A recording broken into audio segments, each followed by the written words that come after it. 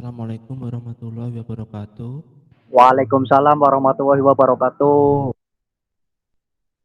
Kami dari kelompok 6 ingin mempresentasikan tentang materi yang berkaitan dengan mata kuliah psikologi pendidikan.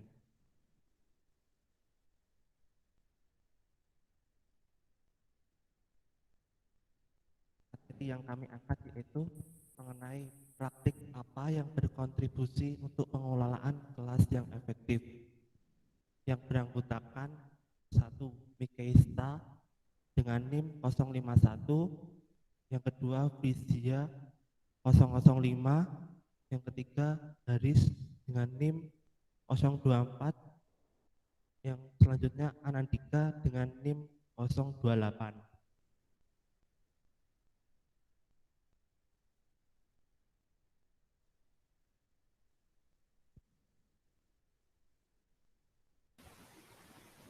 Yang pertama, saya akan membahas mengenai manajemen kelas yang berpusat pada siswa.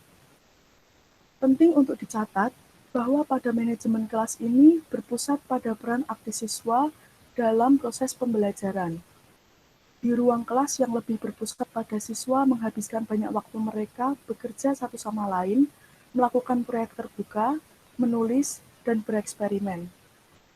Seperti pendapat Bluestein pada tahun 2014, Everson dan Randall pada tahun 1995, dan Freiberg pada tahun 2014, yaitu jelas, manajemen kelas lebih partisipatif dalam kelas yang berpusat pada siswa, dengan siswa terlibat dalam menetapkan standar perilaku, sama jelasnya jenis perilaku yang diharapkan akan berbeda.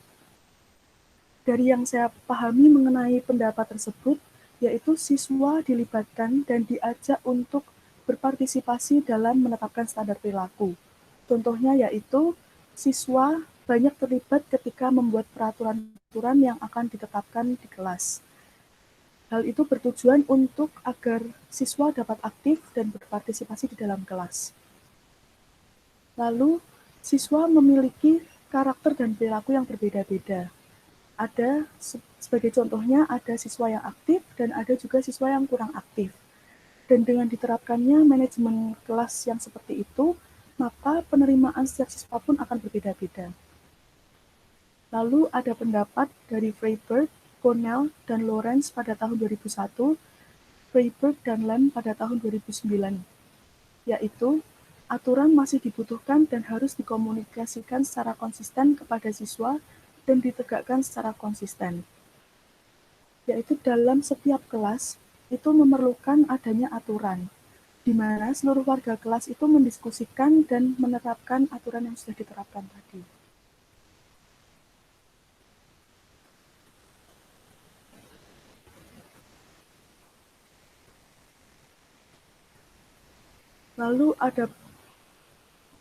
Lalu ada pendapat dari Weinstein dan Mignino.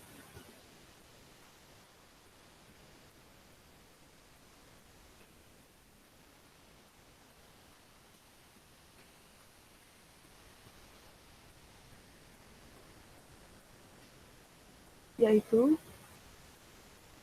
pendapat dari Weinstein dan Mignino pada tahun 2007, yaitu jika siswa di ruang kelas yang berpusat pada siswa sangat terlibat dan dimotivasi oleh variasi, aktivitas, dan sifat sosial dari kegiatan kelas, maka tindakan disipliner akan kurang diperlukan. Namun, tak pelak, perilaku buruk siswa tertentu akan mengganggu pembelajaran orang lain, dan Anda harus memiliki strategi untuk membantu siswa memenuhi norma yang telah disetujui oleh semua anggota kelas. Dari sini kita dapat mengambil maksud bahwa ketika siswa terlibat dan aktif dalam kegiatan kelas, maka akan ada kalanya di mana kedisiplinan itu akan kurang diperlukan dan kurang diterapkan di dalam kelas. Nah, ketika kedisiplinan ini kurang diterapkan, maka kemungkinan akan ada perilaku kurang baik siswa yang akan muncul. Dan guru harus memikirkan bagaimana strategi caranya agar ketika siswa aktif dalam kegiatan kelas, tetapi juga dapat menerapkan peraturan kelas yang sudah ditentukan bersama-sama sebelumnya. Terima kasih.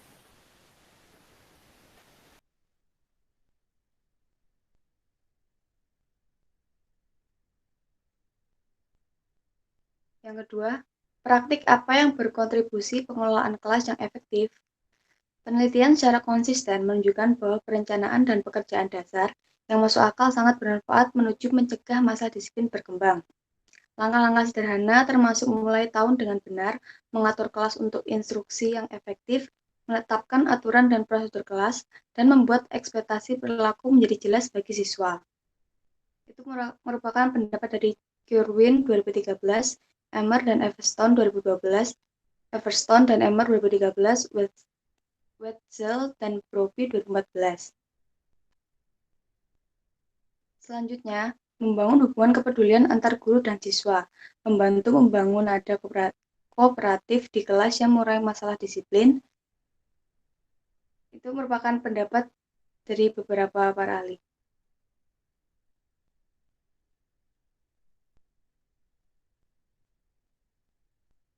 Selanjutnya, tingkat kelas dan kelompok siswa yang berbeda menunjukkan perhatian manajemen yang berbeda.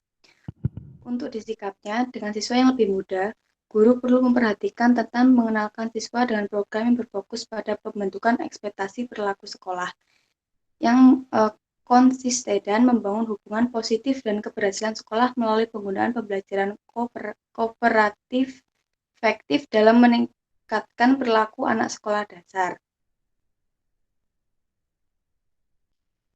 Di sekolah menengah pertama dan sekolah menengah atas, siswa dapat memahami prinsip-prinsip yang mendasari aturan dan prosedur dan dapat secara rasional setuju untuk mengamatinya. Pada saat yang sama, beberapa remaja menolak otoritas dan tempat lebih mementingkan norma dengan teman sebayanya. Perilaku agresif, membolos, dan kenakalan juga meningkat.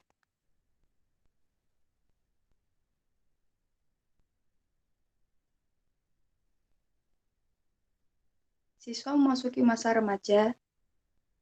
Di kelas atas, departementalisasi, pelacakan, dan promo kelas masalah mungkin menjadi masalah manajemen, terutama dengan siswa yang telah membentuk pola mempelajari ketidakberdayaan atau kegagalan akademis. Guru dari siswa yang lebih tua perlu diperhatikan dan motivasi mereka untuk lebih mengatur diri sendiri dalam mengamati aturan dan prosedur dalam mempelajari materi. Program yang meningkat kejelasan aturan, konsistensi penegakan aturan, dan frekuensi komunikasi dengan rumah sangat efektif dalam meningkatkan kualitas perilaku. Itu merupakan pendapat dari Hagwis, Kulkinski, dan Fagan 2012.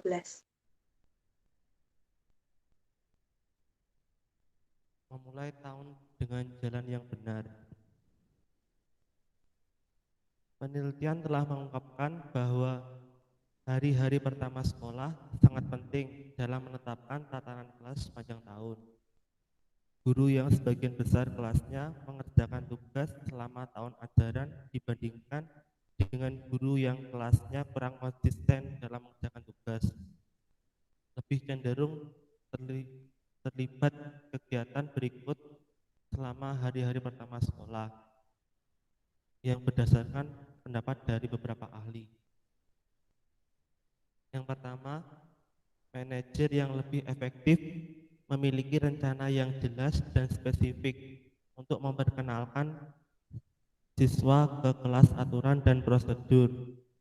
Mereka menghabiskan hari-hari yang diperlukan untuk melaksanakan rencana mereka sampai tahu bagaimana caranya berbaris, meminta bantuan, dan sebagainya. Yang kedua yaitu manajer yang lebih efektif bekerja dengan seluruh kelas pada awalnya.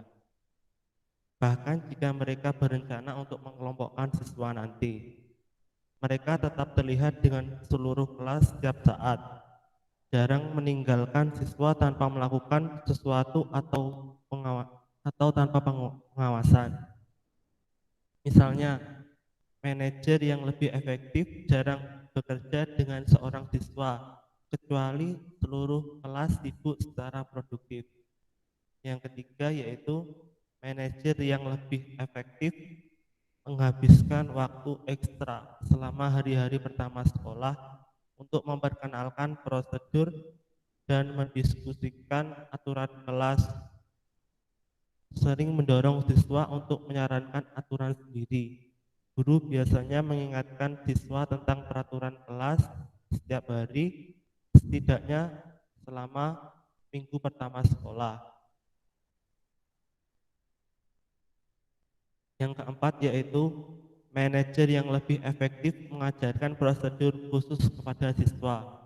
Misalnya, siswa berlatih berbaris dengan cepat dan tenang. Yang lain mengajar siswa untuk menanggapi sinyal semacam itu sebagai bel, jentikan tombol lampu, atau panggilan untuk perhatian.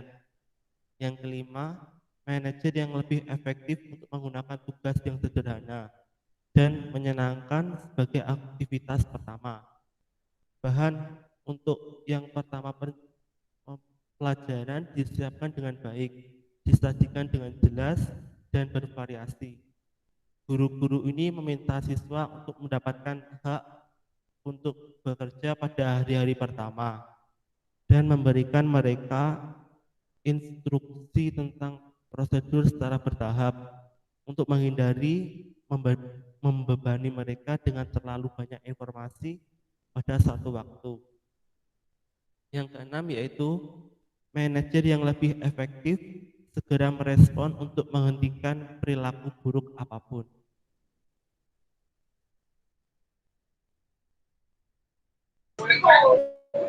Baik, selanjutnya yaitu menetapkan aturan kelas.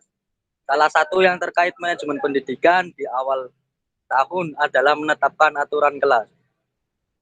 Tiga prinsip yang membantu proses ini yaitu yang pertama, aturan kelas harus sedikit jumlahnya. Yang kedua, mereka harus masuk akal dan dianggap adil oleh para siswa. Yang ketiga, mereka harus dijelaskan dengan jelas dan dengan sengaja diajarkan kepada siswa. Dilansir dari Karwin tahun 2013.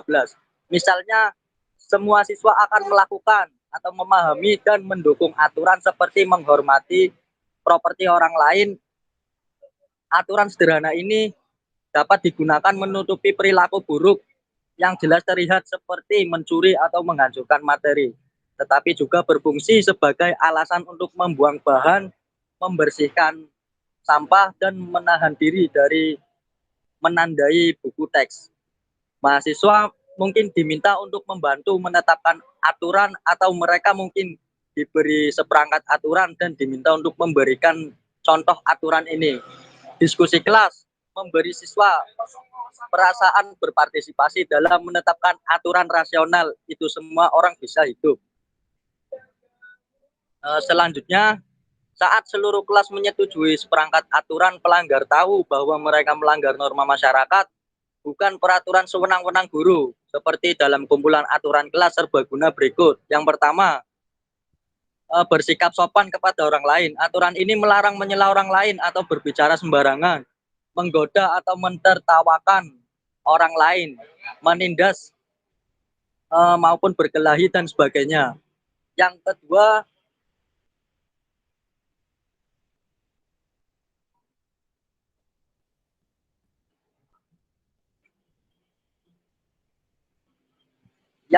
menghormati properti orang lain. Yang ketiga, bersiaplah.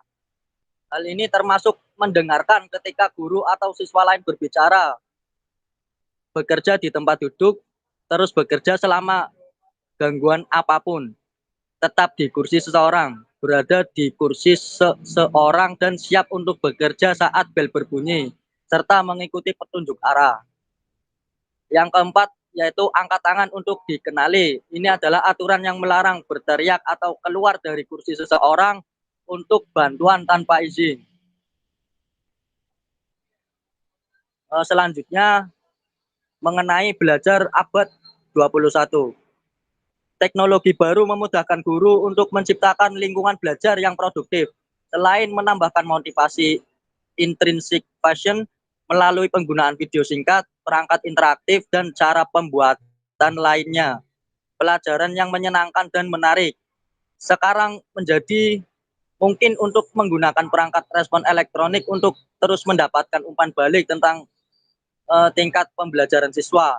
Sehingga Anda dapat menargetkan pelajaran para putra dengan tepat kebutuhan siswa Anda. Dan siswa dapat segera melihat tingkat mereka, Cinderelis pembelajaran.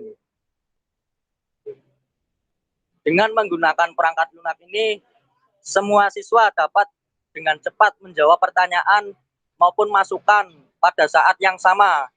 Anda bisa menampilkan jawaban atau presentase jawaban pada bagan atau grafik untuk ditampilkan kepada semua kelas. Anda bisa segera mencari tahu apakah siswa tahu atau apa yang mereka pikirkan, sehingga Anda dapat menyesuaikan pelajaran Anda dalam terang siswa belajar. Siswa tahu bahwa pengetahuan mereka atau selalu dinilai, bukan berharap bahwa orang lain akan dipanggil. Selanjutnya, teknologi ini dan lainnya dapat memfokuskan aktivitas kelas pada konten dan tugas yang paling produktif, seperti yang sekarang sedang ditekankan dalam Common Core State Standard dan standar perguruan tinggi dan karir siap lainnya, dan memotivasi siswa untuk mempertahankan dan bekerja dengan antusias secara baik individu maupun kelompok. Terima kasih, saya kembalikan kepada moderator. Sekian presentasi dari kelompok kami. Apabila ada tutur kata yang kurang berkenan, kami mohon maaf. Wassalamualaikum warahmatullahi wabarakatuh. Waalaikumsalam warahmatullahi wabarakatuh.